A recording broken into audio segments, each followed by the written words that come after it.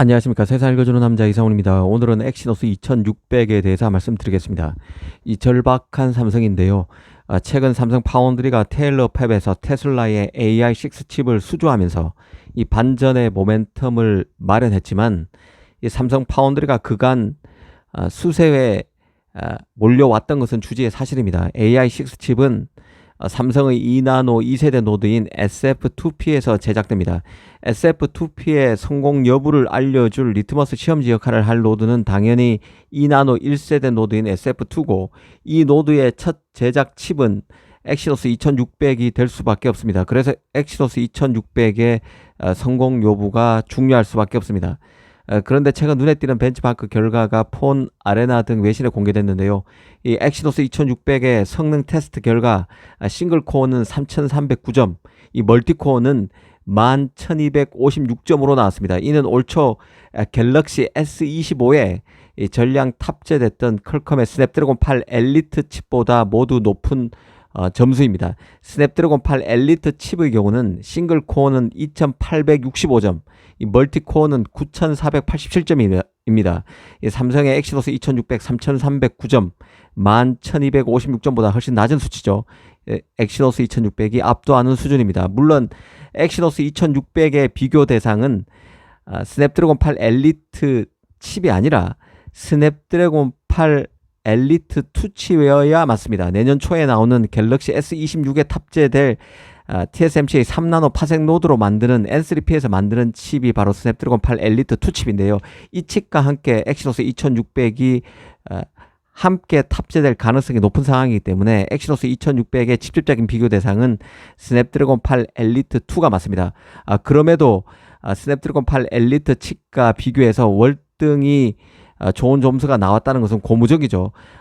그간 엑시노스의 성능은 스냅드래곤 전작과 비교해도 못한 경우가 거의 전부였다고 해도 과언이 아니기 때문에 그렇습니다. 그런 히스토리를 감안한다면 이번 성능 테스트 결과는 좋은 징조로 보는 게 맞을 것입니다.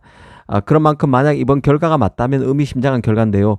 엑시노스 2600이 그간 엑시노스의 부진을 뒤로 돌리고 분위기 반전이 가능한 수준의 업그레이드가 이뤄질 수 있음을 의미하는 것이기 때문입니다. 같은 안드로이드 진영이 아닌 애플 칩과 비교해도, 애플폰과 비교해도 아이폰 16 시리즈에 탑재된 A18 AP와 비교하면 엑시노스는 2600은 그 싱글 코어는 다소 낮았지만 멀티 코어는 월등히 앞섭니다. 기대해 볼만 하다는 뜻입니다. 물론 벤치마크 점수에 과도한 의미를 부여하는 것도 좋은 태도는 아닐 것입니다. 곧 성능과 이 벤치마크 점수가 곧 칩 성능과 비례하는 것은 아니라는 뜻인데요.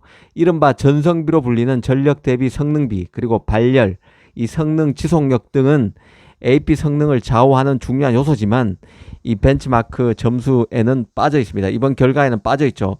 이 최근에는 스마트폰 경쟁력 트렌드가 매니아 칩에 집중하는, 매니아의 그 평가에 보다 천착하는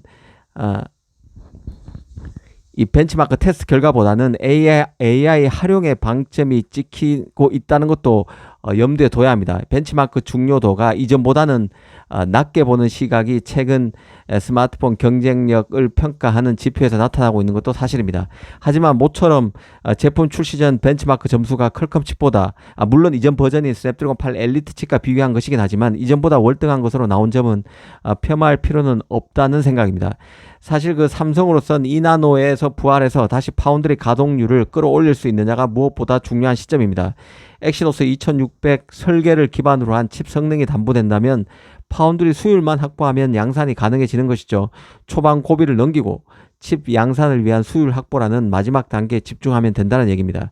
그런 맥락에서 엑시노스 2600이 올 하반기 양산까지 무난히 이어져서 내년 초 갤럭시 S26에 탑재될 수 있느냐가 삼성 입장에서는 관건이 될 것입니다. 결국은 수율인데요. 최근 삼성 2나노 수율이 40% 수준까지 왔고 이미 프로토타입 양산과 함께 50%에 육박한다는 얘기도 나오는 상태입니다. 물론 이와는 다른 얘기도 있는 상황이지만 분위기 자체는 나쁘지 않은 것이죠. 다만 아직 양산의 마지노선이라는 70% 수준에 미치지 못하는 것인데요. 막판 스퍼트가 중요해졌습니다. 엑시노스 2600의 이전 버전인 엑시노스 2500의 경우는 올 초 양산이 안되면서 탑재는 불발됐고 뒤늦게 갤럭시 Z 플립 7에 겨우 탑재돼서 체면 7회를 하는 수준에 그쳤습니다. 드디어, 하지만 긍정적으로 본다면 드디어 트랜지스터 구조를 게이트 올어라운드, 핀팻에서 게이트 올어라운드로 바꾼 삼성의 3나노가 수율을 끌어올려서 양산을 위한 최소한의 조건을 맞추는 수준까지 왔고, 삼성 입장에서는 게이트 올어라운드로 전환한 두 번째 노드인 2나노에서는 더는 물러설 수 없다는 절박감이 크고, 그런 만큼 엑시노스 2600에서 좋은 결과를 낼 가능성이 있는 것만은 사실이라고 볼 수 있겠습니다.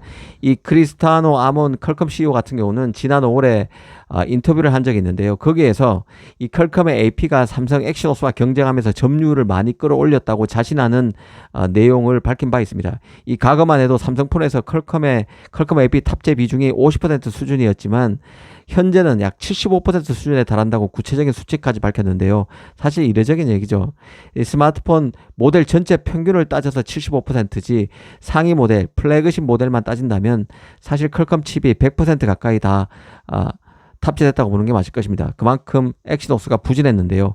이 엑시노스 2600이 그간 그 실패에 가까운 엑시노스 여정 속에서 분위기 반전의 신호탄과 같은 칩이 될 수 있을지 잘 봐야 할 것입니다.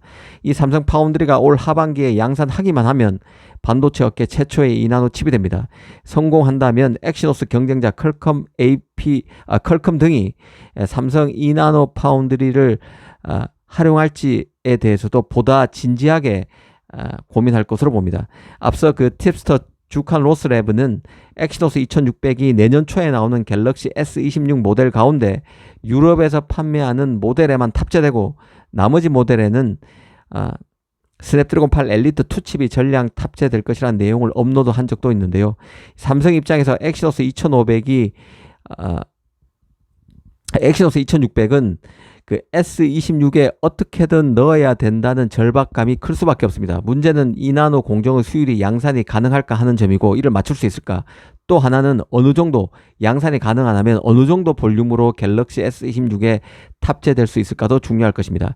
그 결과에 따라 삼성 파운드리가 퀄컴 AP를 수주할 수 있을지 여부도 영향을 받을 수밖에 없을 것입니다. 이와 관련해서 퀄컴은 9월 23일 미국 하와이에서 스냅드래곤 서밋 행사를 엽니다. 여기서 스냅드래곤 8 엘리트 2 칩을 공개하게 되는데요. 그런데 최근 외신에서는 이번에 공개하는 퀄컴 AP 이름이 스냅드래곤 8 엘리트 2로 부르지 않을 수도 있다는 얘기도 흘러나오는 상황입니다. 스냅드래곤 8 엘리트 2가 아니라 스냅드래곤 8 5세대 칩으로 불릴 수도 있다는 것인데요. 아시다시피 퀄컴 AP는 이전에도 스냅드래곤 8 이전만 해도 스냅드래곤 8 3세대 칩으로 불러왔습니다. 그런데 갑자기 다음 버전을 내놓으면서 엘리트를 들고 나왔던 것이죠. 그래서 스냅드래곤 8 4세대 칩 대신에 스냅드래곤 8 엘리트 칩으로 바꿔서 불렀는데요. 그런데 다시 엘리트 칩 명칭을 버리고 이전 버전으로 해기해서 스냅드래곤 8 5세대 칩으로 부를 수 있다는 것입니다. 아직은 루머 수준의 얘기인데 퀄컴이 AP 명칭을 자주 바뀌는 게 어떤 의미가 있는지는 나중에 봐야 할 것 같습니다. 아무튼 현재로서는 삼성이 엑시노스 2600의 양산이 가능할지가 안드로이드 진영에서 가장 중요한 이슈고, 벤치마크 테스트 결과는 첫 단추를 잘 깬 모양새이기 때문에 기대해 봄직하다는 생각입니다. 감사합니다.